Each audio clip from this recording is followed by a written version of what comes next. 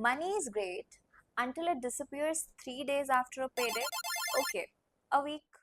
Well, you see, money isn't just about spending. It's about understanding, planning, and making it work for you. So, welcome to Financial Literacy, a crash course on not going to. So, let's make sense of it all, starting now. Budgeting, aka telling your money where to go instead of wondering where it went. It's not saying no to fun. You see, just a yes to not going broke. So let's break this one without breaking a budget is a plan that helps you manage your money. It allows you to decide the amount that you need to spend versus your savings. You see, there is an opportunity cost to almost everything in life. The opportunity cost of the amount that you spend right now is the foregone possibility of the same amount which could have been used in the future. Now, before you point out, I am ignoring the inflation and the interest rates over here. So, what could possibly go wrong if you don't budget? No, finance minister memes don't apply here. So, you see, budgeting allows you to make informed and rational decisions. So, by budgeting, you are simply avoiding running into debt, overspending, and the possibility of even like going broke. So, the idea is have a plan, you guys. So how could we go about making this budget? No fancy ledgers needed.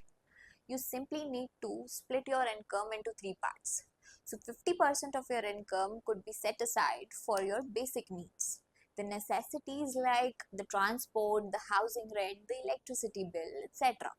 Here comes the good part. 30% of your income could be set aside for treating yourself, like maybe the trip that you've planned, for going out, or maybe simply the cafe hopping. Remaining 20% is the contingency fund for future purchases, the emergency, or maybe in case you lose your job. So, fingers crossed, but maybe you could be planning to leave your job, and for that, you may need the rainy day fund, the amount that you set aside to stay afloat for 3 to 6 months. Yes, that's the rainy day fund. Apart from that, you also save this 20%, a part of this 20% for retirement. Just a heads up. So usually what happens is that 50% of the allocation, yes, the one that you kept for the needs, surpasses the earmarked 50%.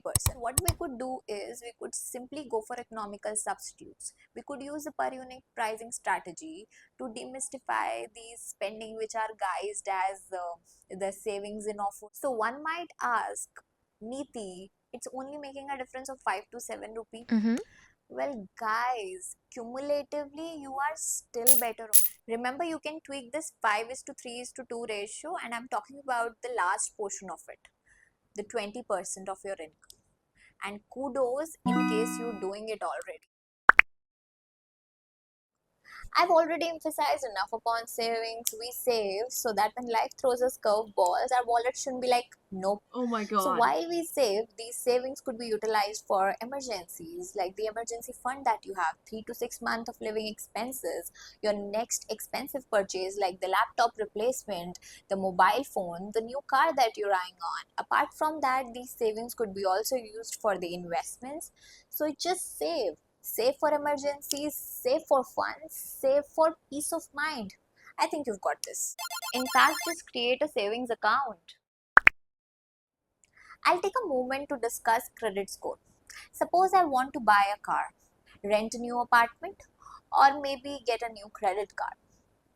There is only one tiny number which can make or break a situation: credit score. The moment this tiny glowing 720, which is actually floating in my head, changes to 580, man, my car keys vanish and my apartment, it fades. Yup, that tiny 3-digit number holds a major power in your financial life. But what exactly is credit score? And why is it so important? Let's break it down, quick and simple. In India, the credit score is often referred to as a CIBIL score. This tiny 3-digit number ranges from 300 to 900. The score reflects a person's credit worthiness and the ability to repay the debts. Now, this number naturally, when high, would indicate less risk for the lenders and also a better credit history. So, now you know why it's so important. A good credit score in India ranges from 701 to 749. So now when you connect the dots, you understand why the car keys vanished and the apartment faded out the moment the number 720 dropped to 580. And improve your credit score by making payments on time. A good credit score never hurts. Apart from that, you could reduce your outstanding balances as compared to your credit limit. Yes, you could improve your credit utilization. Along with that, one could also monitor their credit score. Now, to show payment history, you need a credit card. And here, my friend, you walk on a tightrope. You're likely to overspend only if you understand what I mean. Add the link for the credit score in the description. Also, I'm not advocating for overspending because we all know the credit card comes with those cute, lucrative offers. So, speaking of credit cards, be cautious, don't run into debt. Financial planning is important and financial goals too. So here's how you can go about it. You can simply use the SMART goals. The SMART acronym is used in the corporate culture. It stands for specific, measurable, achievable, realistic, and time bound goals. It's pretty self explanatory. This technique will allow you to quantify and set a target to achieve the same. It's equally important to know your short-term goals, your medium-term goals, as well as your long-term goals. While your short-term goal could be something like buying yourself an iPhone, your medium goal could be something like an education. And then apart from that, when it comes to the long-term goals, it could be like your retirement or maybe the house. If I put the SMART technique into practice, my short-term goal would be something like this. I want to buy an iPhone worth rupees 80,000. I don't know the exact price. So within next 3 months, and this could use the same technique for the medium as well as the long. So with all these targets in place, your financial planning could progress this way, that you would simply do the budgeting, then you would do the saving and the debt management and the investment planning. And so there's enough literature for all these things. You could even use Google. Another important point to remember is that while your short term goals could be savings, your medium and long term goals are investment. So, as I said before, life is full of surprises, some good, some not so good, and that's where insurance comes. Insurance is your financial safety net. It protects your belongings, your health, your loved ones, and so on. And when I talk about insurance, it mitigates risk by simply transferring the risk.